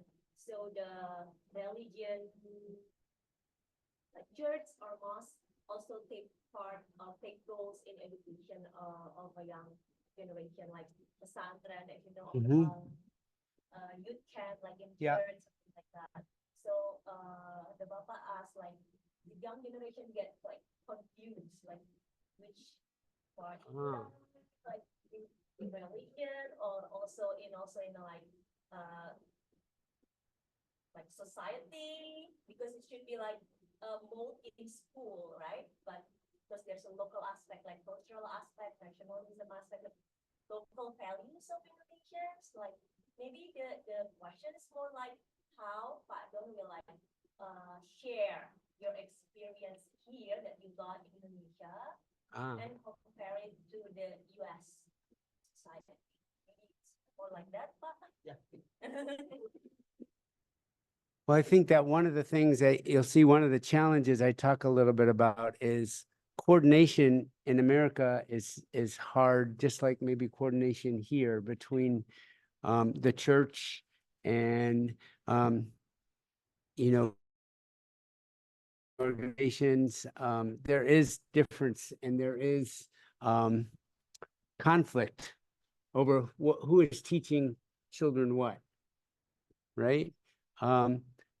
But I also think that it can be confusing for young people, but it can also be empowering for young people to see that people may see things differently, but they still are committed to the community, right?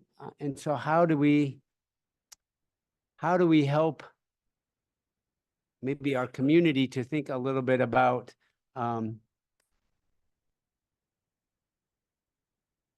what are some common virtues that we want to share? I give an example that I appreciate. I give a personal example. When I first came to Indonesia and I was reading about Pancasila, I read one God.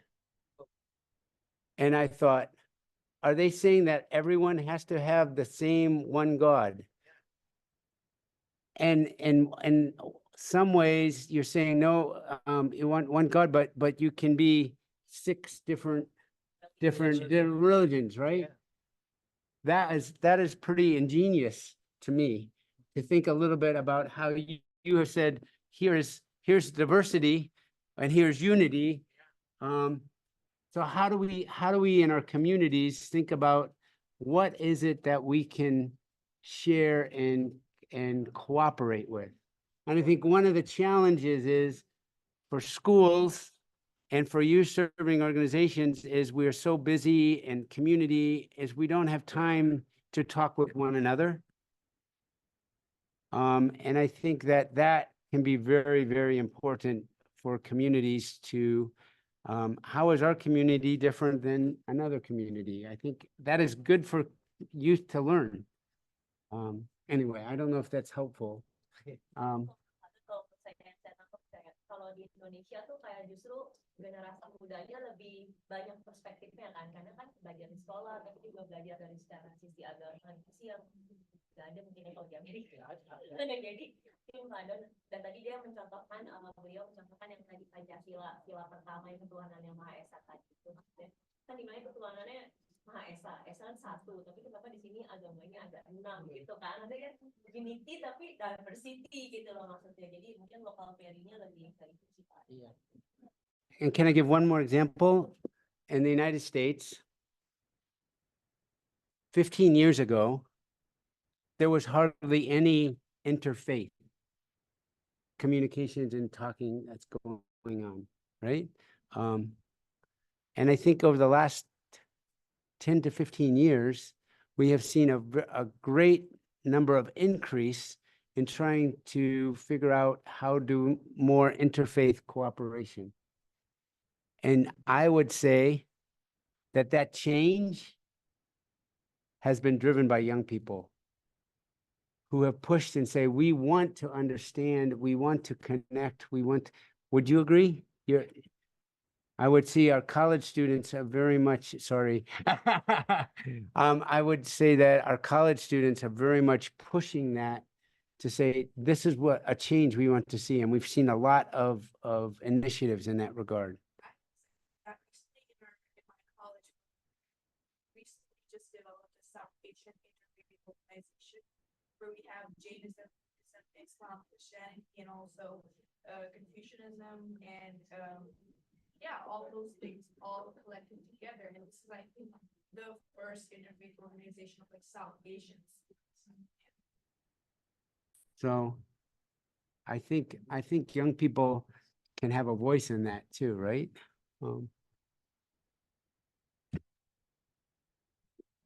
Thank you.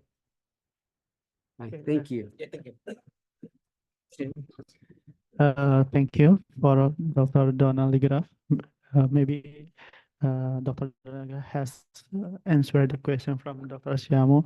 Mungkin saya pakai bahasa Indonesia sedikit dan yang terakhir, jadi sebenarnya dari pengalaman yang di Amerika dulu juga ada sebenarnya hal yang sama pernah terjadi di tingkat college, di universitas, ada tekanan-tekanan juga, tapi ada hal positif yang bisa diambil dari situ, begitu.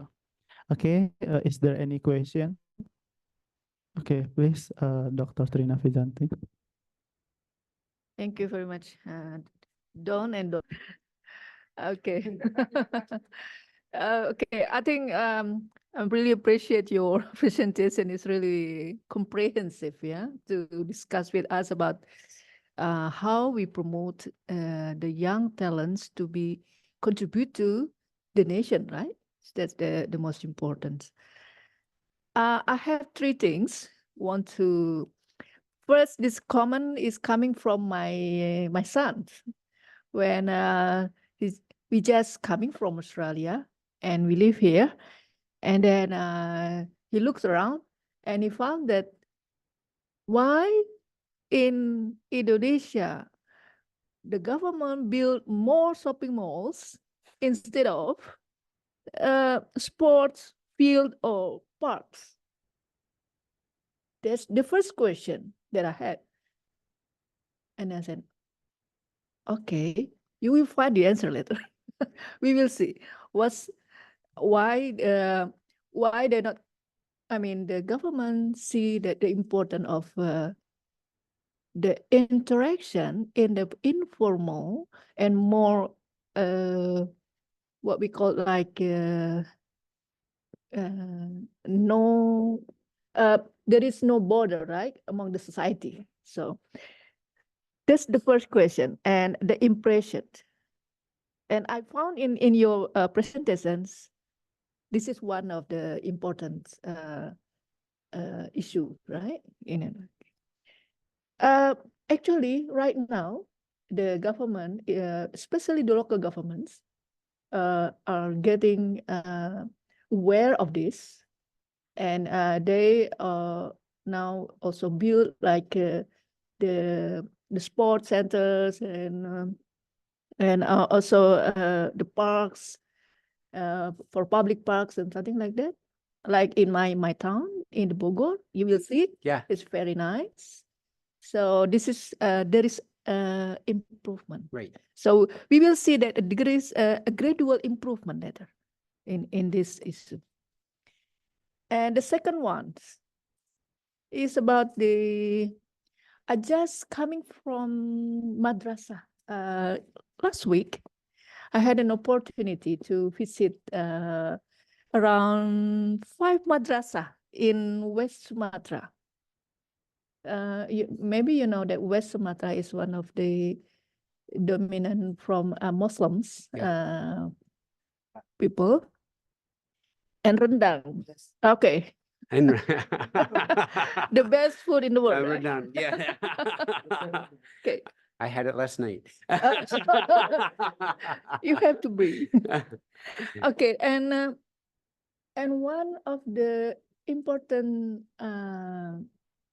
observations from the visits, all the leaders of the schools in the madrasah said to me that the first step to our madrasah to teach the students is from their heart.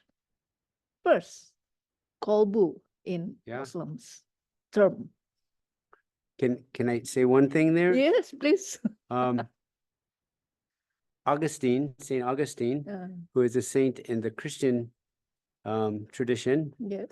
he once said that knowledge is not enough to build to change behavior. Mm. I'm going to mutilate this badly, but this is what he said. Love compels action. Mm.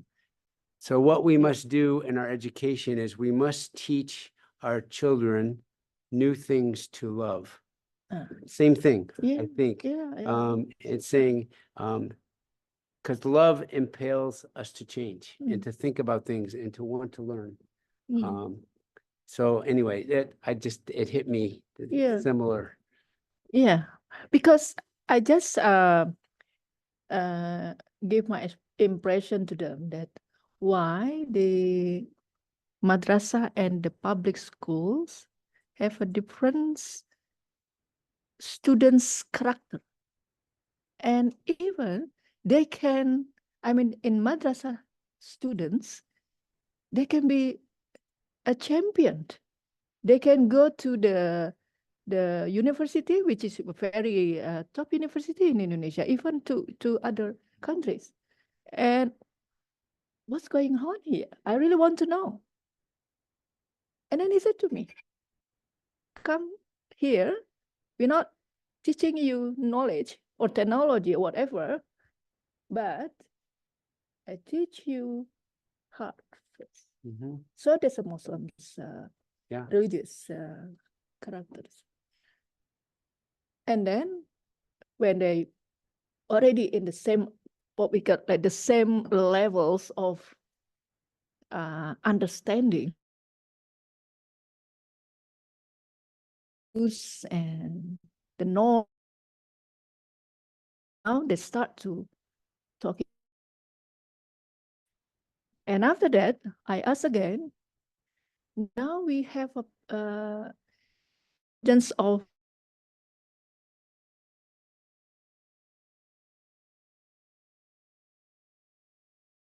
technology. We have this. Do you worry about this?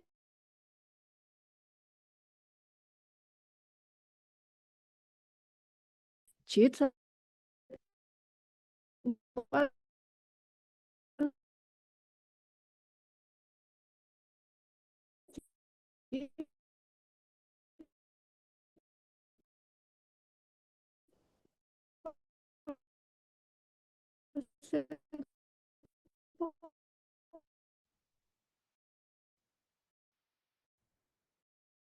And then they said,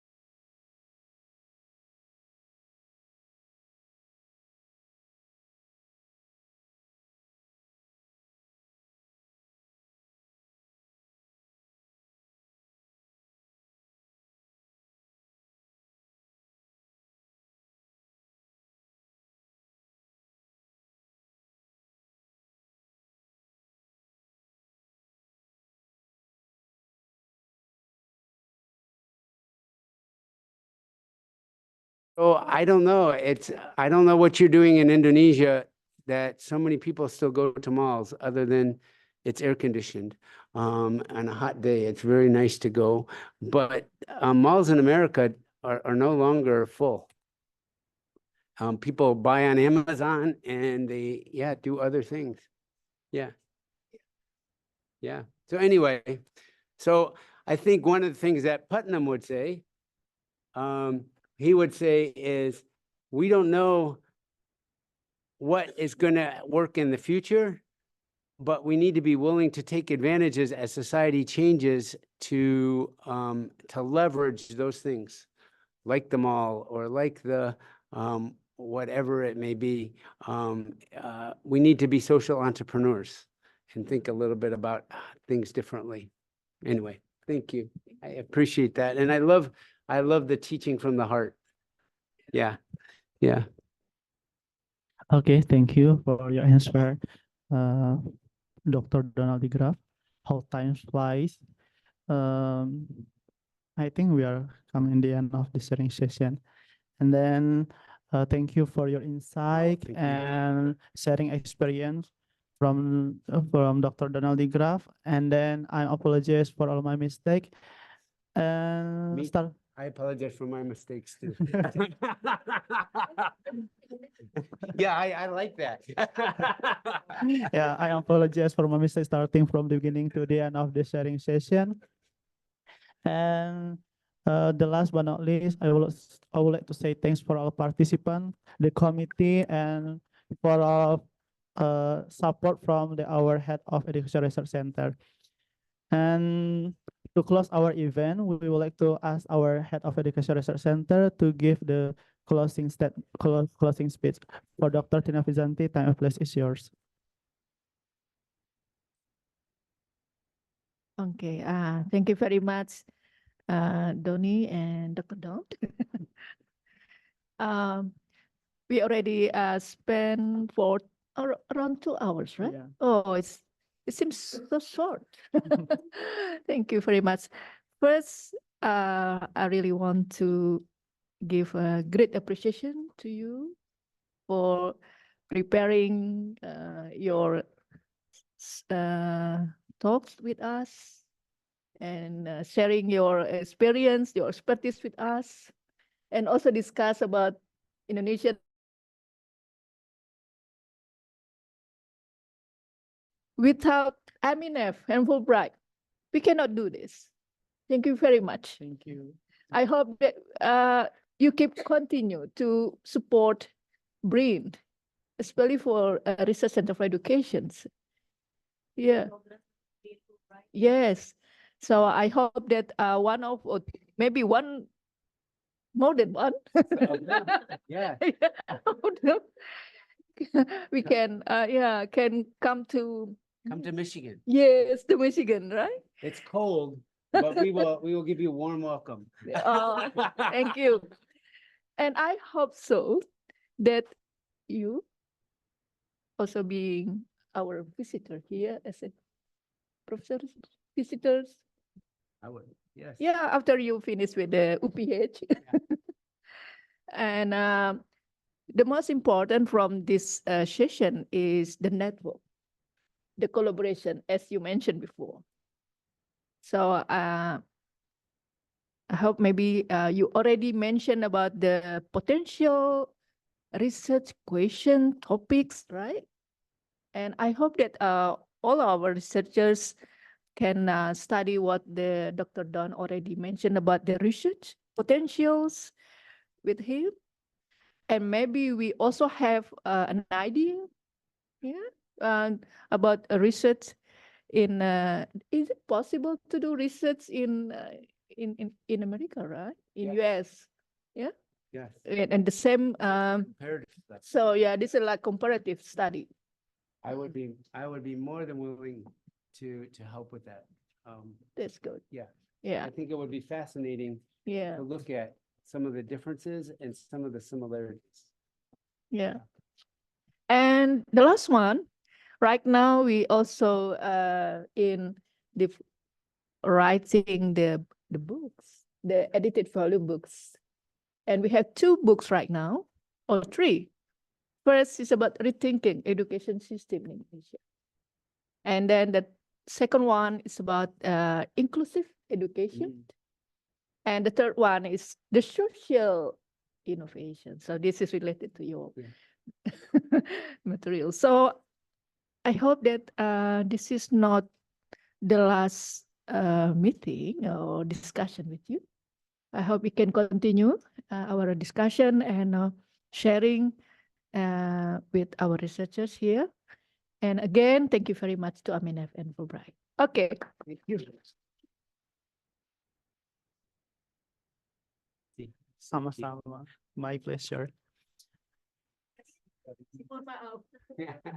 Always apologize. Saya simpan aja.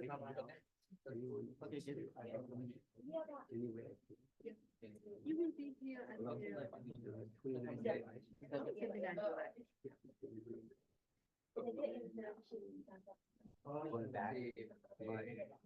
We'll come back. Hopefully. Okay. The word is different. Studying in study. No, actually, it was when I did my PhD. Which where were you in? University of Queensland. In Brisbane. Yes. Oh, yeah. Yes. We had a study abroad program there. Oh, okay. Yeah. Beautiful place. Yeah. With the river. Yeah. Sorry. Okay, that's okay. After the closing statement, closing speech from the head of Education Research Center. Okay, from the AMINEF, do you we give a time for you to give a speech? No. Okay. Yeah. Maybe we can call informal discussion later. Okay. Okay. After the closing speech from our head of Education Research Center, our agenda today is done. Thank you for your attention. See you next time. Assalamualaikum warahmatullahi wabarakatuh.